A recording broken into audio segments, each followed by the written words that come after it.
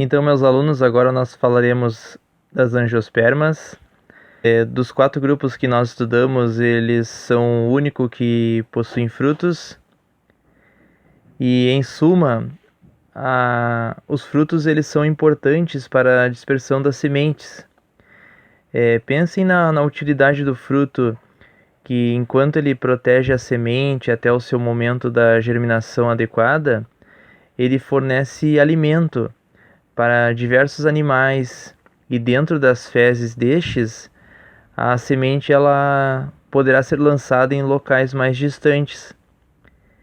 E lembrando que poucas gimnospermas possuem sementes comestíveis por animais, por exemplo, a araucária e sua semente, que é o pinhão.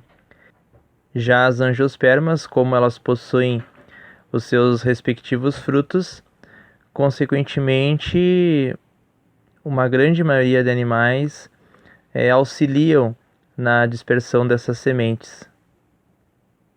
Elas também possuem flores, segundo alguns autores, flores verdadeiras, pois alguns autores consideram os estróbilos das gimnospermas como flores primitivas, e estas flores verdadeiras das angiospermas, elas apresentam estruturas que atraem animais, por exemplo, as pétalas coloridas, seus nectários e aromas, e todas essas estruturas, elas fornecem um complexo aparato para a atração de polinizadores, consequentemente tipos diferentes de animais, por exemplo, insetos, aves e morcegos que as visitam, e isso aumenta sua capacidade reprodutiva. Lembrando que a polinização entre plantas diferentes, que é a chamada polinização cruzada, aumenta a variabilidade genética dessas plantas. Então podemos dizer que as flores alavancaram a evolução das angiospermas. E elas são divididas basicamente em 2 grupos, mais precisamente 2 classes, que são as monocotiledôneas e as eudicotiledôneas, mas nós falaremos sobre isso mais ao final do nosso estudo.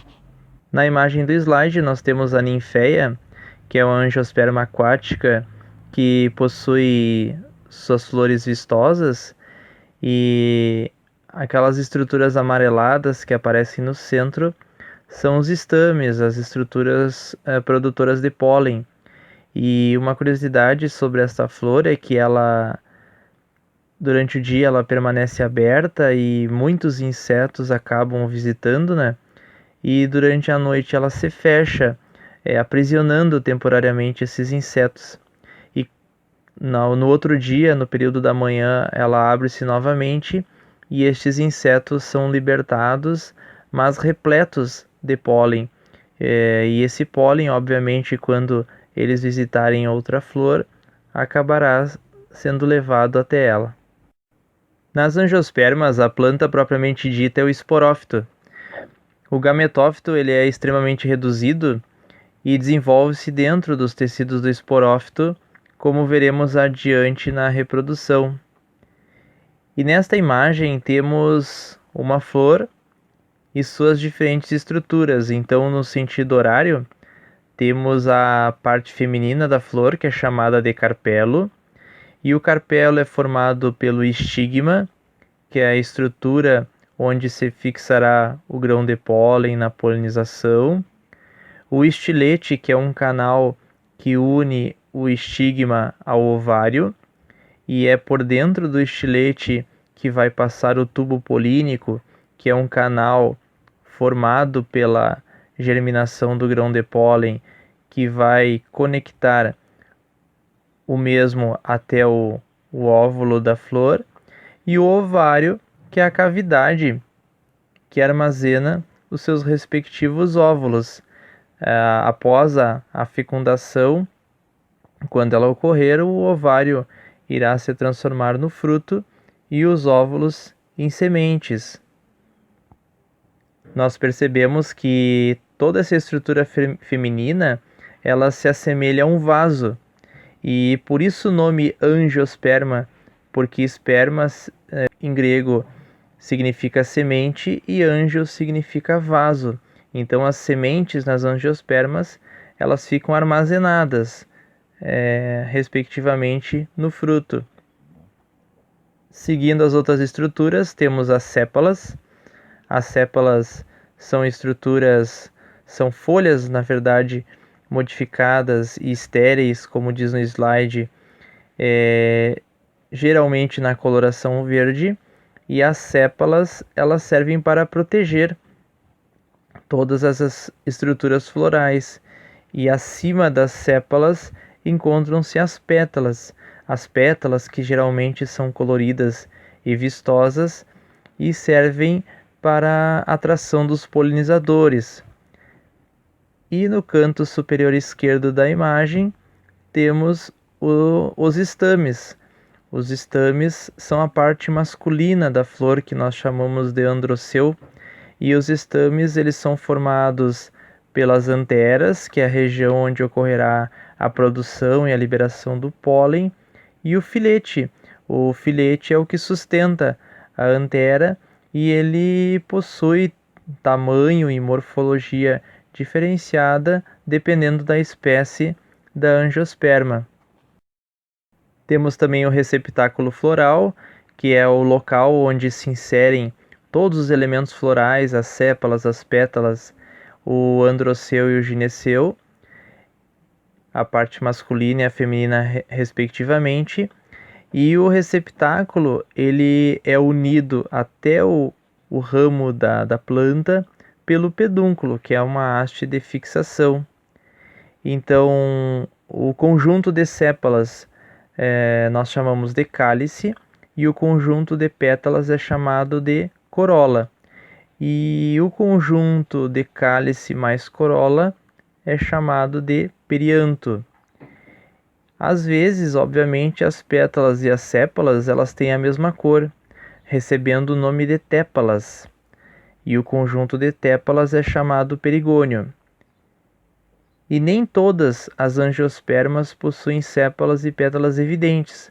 Nas gramíneas, por exemplo, o cálice e a corola são reduzidos ou até mesmo ausentes. Isso é óbvio, né, meus alunos, porque a maioria das gramíneas elas não são polinizadas por insetos, mas sim pelo vento, como acontece com as gimnospermas, é o que a gente chama de anemofilia, a polinização pelo vento.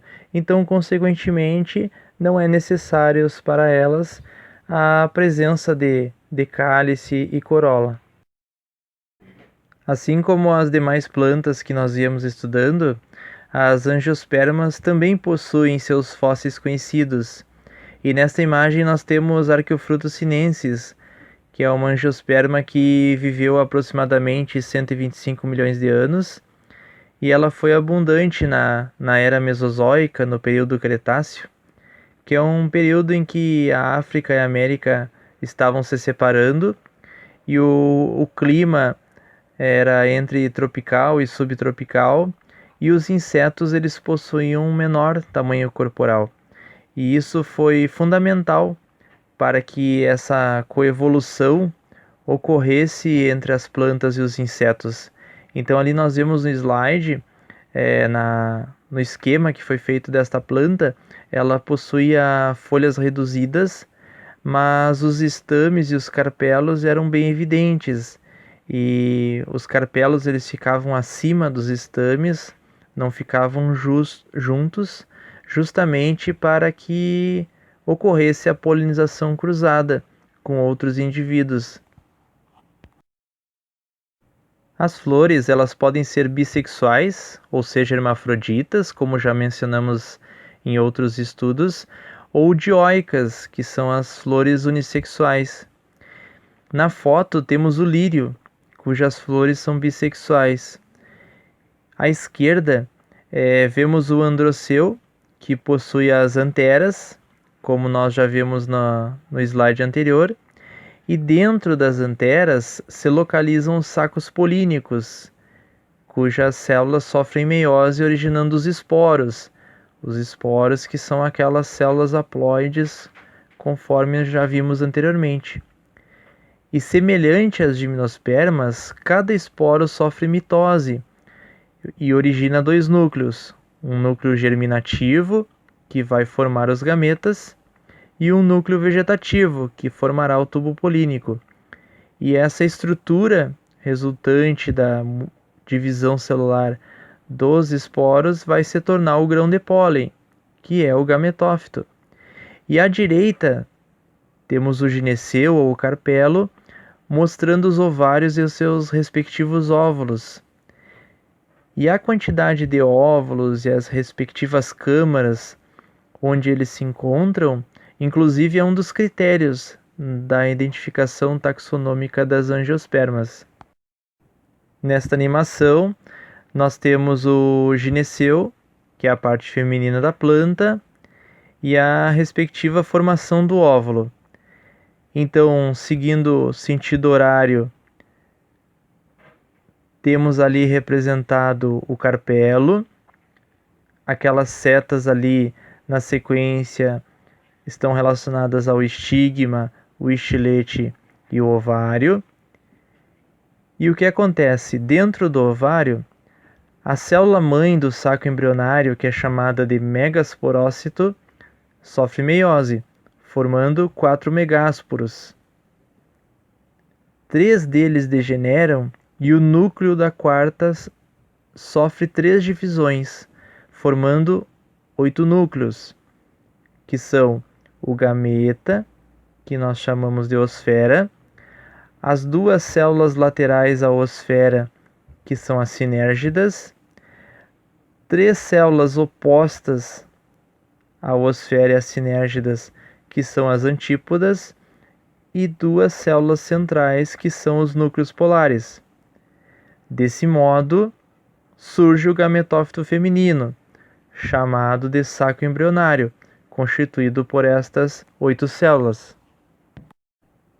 Agora, nesta animação, temos o ciclo reprodutivo da angiosperma propriamente dito. Então, o grão de pólen chega até o estigma e o núcleo vegetativo irá sofrendo divisões, mitoses e formando o respectivo tubo polínico, que vai percorrer o estilete lá do gineceu, chegando até o óvulo. O núcleo germinativo também sofre uma mitose, formando os 2 gametas, ou núcleos espermáticos, que percorrerão este tubo polínico. O tubo polínico chega até a micrópila, que é aquela abertura do óvulo, e os núcleos entram pelas sinérgidas, que são aquelas 2 células que ficam grudadas à osfera, o gameta feminino. Um dos gametas masculinos fecunda a osfera, dando origem ao zigoto, que se tornará uma célula diploide graças à união dessas 2 células haploides, o gameta masculino e o feminino. O outro gameta masculino fecundará os núcleos polares, dando origem ao endosperma, como são 3 núcleos haploides que se juntam. Essa célula resultante dessa fusão será uma célula triploide, ou seja, com 3 conjuntos cromossômicos, e esse tecido se chama endosperma. E lembrando que a dupla fecundação, já mencionada na aula sobre gimnospermas, é comum em todas as angiospermas. A partir daí, o ovário se desenvolve em fruto e o óvulo em semente, dispersando-se da planta e reiniciando o ciclo. O embrião das angiospermas, ele possui folhas especiais chamadas cotilédones, que têm a função de armazenar nutrientes ou transferi-los do endosperma para o embrião. E à medida que a semente germina e o embrião se desenvolve, essa reserva dos cotilédones ou do endosperma é consumida pela planta. E as angiospermas, elas são classificadas em 2 classes principais, de acordo justamente com o número de cotilédones, conforme vemos nestas imagens. Então, nas eudicotiledôneas, por exemplo, feijão, seus cotilédones se dividem durante a germinação. Nas monocotiledôneas, como milho, observe que o cotilédone permanece íntegro, por isso esta nomenclatura.